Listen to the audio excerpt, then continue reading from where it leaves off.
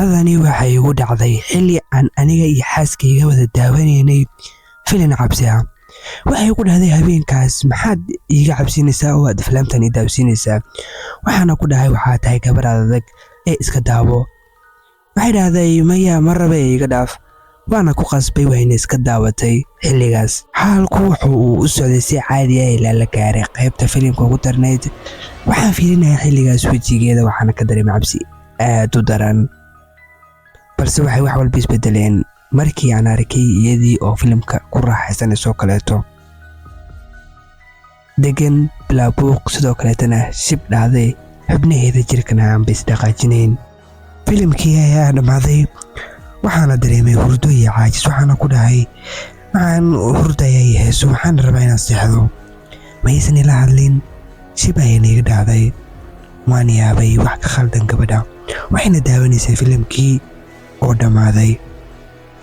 waan taabtay, way soo fiirisay. waxaana ku dhahay maan seexano oo hurdo ah. waan seexanaynaa. waxay dhahday haye nabad waan seexanaynaa. waan seexanaynaa. waan la yaabay sida u dhaqmayso. way kacday, waxayna aaday dhankii iyo qolkii jiifka, wayna soo xiratay.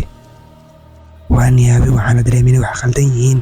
TV-ga ayaan damiyay, waxaana soo aaday dhankii qolka jiifka, bisna qolkii way xiratay. maxaa kugu dhacay? ayaan ku dhahay. albaabka ayaan ku gargaraacay, bisna way ilaalisay. waxaana ku dhahay garaal noqon, mar dambe kuma daawatsiin doona filim cabsi ah, mana dhici doonto midaas oo kaleeto. hadalkayga maysan maqlin, waxaana dareemay inaysan bixitaa rabin inay ila hadasho. waxaana markaas go'aansaday inaan iska jiifto qolkii fadhiga oona ku soo laabto. waxaan ka fikiray sidii aan beri u raaligelin lahaa, oo waxaan ogaa inaan si fudud u raaligelin kari doonin. waxaan isdhahay dhib ma lahaan, wax walbana caadi ay iska noqon doonaan. waana iska sixday. maray istaqdhaqa ahayd ayaan dareemay inay albaabka soo furtay iyadii. aniga xilligaas waan jiifay, waxna maan dareemin. albaabka ay ka soo baxday, waxayna sugaatay dhankayga.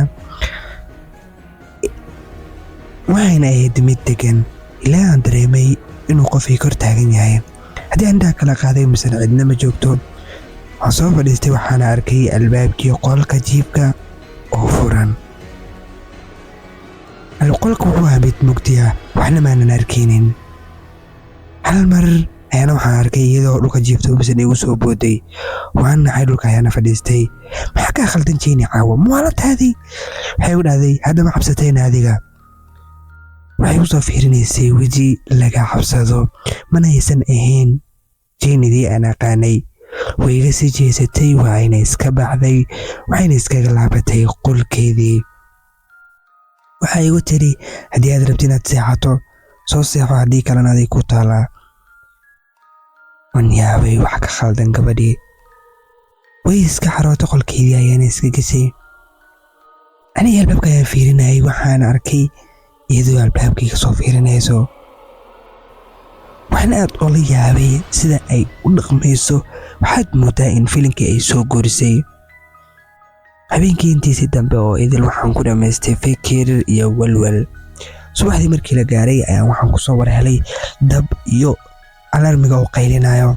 waxaan soo cararay misna jikada ayaaba dabka kacsan yahay. jeenina meesha ayaad ka taagan tahay.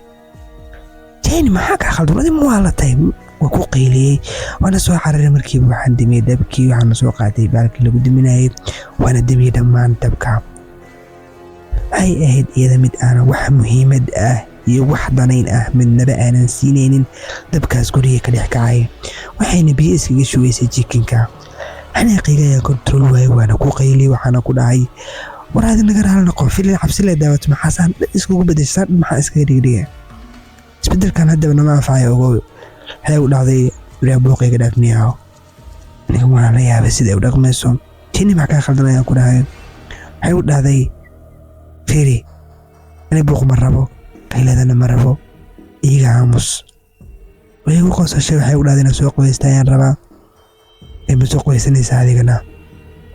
way iska baxday, waxayna aaday dhankii iyo musqusha. anigoo sidii u yaabanaya waxaan galay Google-ka, waxaana weydiiyey qofka markii uu filim cabsi daawado saameynta ay ku yeelan karto. waxaana arkay in qofka uu mararka qaar isbedeli karo, sidoo kaleetana uu noqon karo sida dadkii aflaamta uu ku daawanayay oo kaleeto.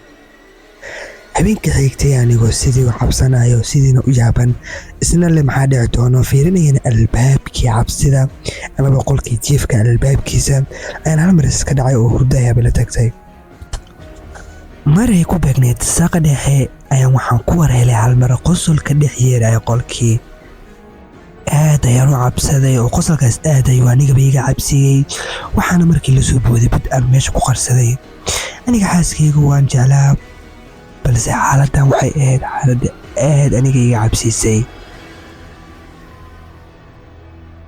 aad ayaan u cabsanay waxaan soo aaday dhankii qolka waxaana furay qolkii waxaana arkay wax aad iga sii cabsiyey aadna iga argagaxsiiyey waxaan arkay qolkii oo isku wada dhex qasan isku wareersan shidan yahayna nalka guduudka ah dhammaan gurigan waxaa ku qorqornaa qoraallo kala duwan kuwa cabsi ah waxaana arkay Jenny oo taagan daaqada waxaan ku dhahay Jenny maxaa khaldan way soo fiirsay mise ma waxanba Jenny waxayna isku bedeshay naagtii aan aflaamta ka daawaneynay ee baadariyada ahayd indhahayda waxay ahaayeen kuwaan la fiirin karin sidoo kalena iyada dhanba waxay iska dhigtay sidii naagtii filimka aan ku daawaneynay waxayna u qoslaysay isla sidii waan ka shalaayay inaan filimkaas daawadsiiyey waxaana isla subaxdii aan geeyey amaba kuwaan saaxiibana ay la geeyeen meesha dadka waalwaalida ah la geeyo maalinkaygii dibna gabadhii waxay noqotay mid psycho ah ama dadka waalwaalan oo kaleeto